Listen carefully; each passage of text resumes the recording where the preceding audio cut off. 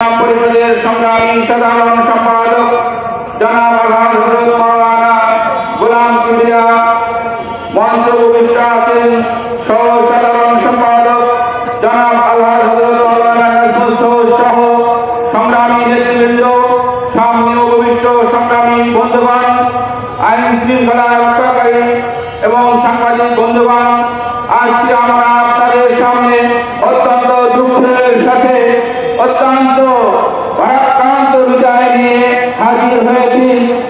আজকে যখন বাংলাদেশ অত্যন্ত শান্তিময়, সুশৃঙ্খল এবং সকলের শান্তিতে বসবাস করার মতো একটি বাংলাদেশ আমরা আশা করেছিলাম, এই বাংলাদেশ থেকে জালেমের বিদায় হয়েছে, জালেম উৎখাত হয়েছে, মজলুমরা শান্তিতে নিঃশ্বাস ফেলার মতো একটি সুযোগ হয়েছে।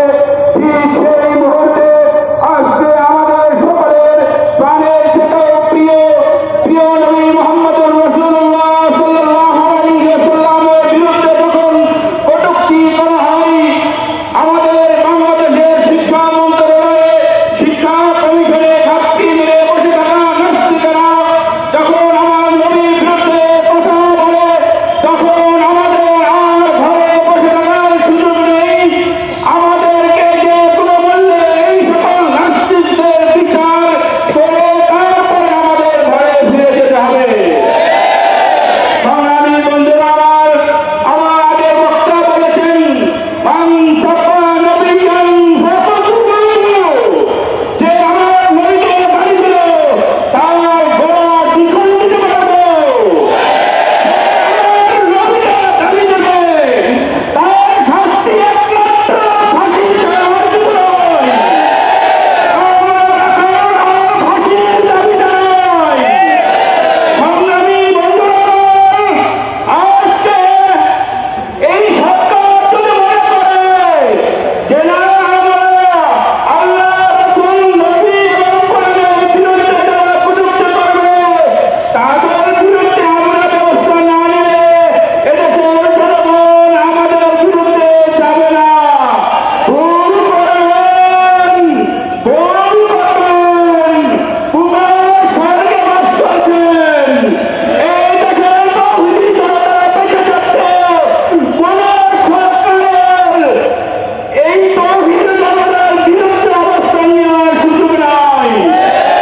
আপনারা যেভাবেই সরকারে আসেন না কেন, ইসলাম এবং মুসলমান, কোরআন এবং হাদিস, আল্লাহ এবং রাসূলের বিরুদ্ধে অবস্থান গ্রহণ করতে পারবেন না। যারা আল্লাহর বিরুদ্ধে অবস্থান গ্রহণ করবে তাদের ব্যবস্থা নিতে হবে। যদি আপনারা তাদের ব্যবস্থা না নেন, তাহলে সারা বাংলাদেশে দুর্বার থেকে দুর্বার আন্দোলন গড়ে তোলা হবে ইনশাআল্লাহ।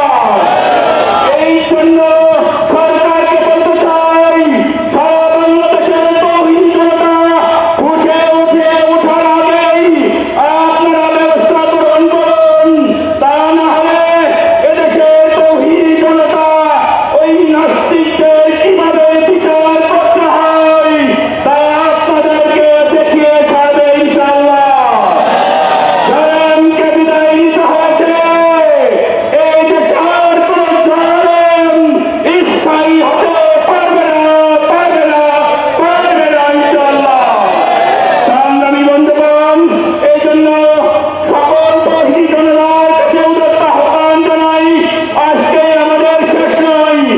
এরপরে যখনই আপনাদেরকে ইমাম পরিষদের পক্ষ থেকে আহ্বান জানানো হবে, আপনারা সকলেই ইমাম পরিষদের ডাকে সাড়া দিয়ে এই নাস্তিকদের বিচার আমরা দেখে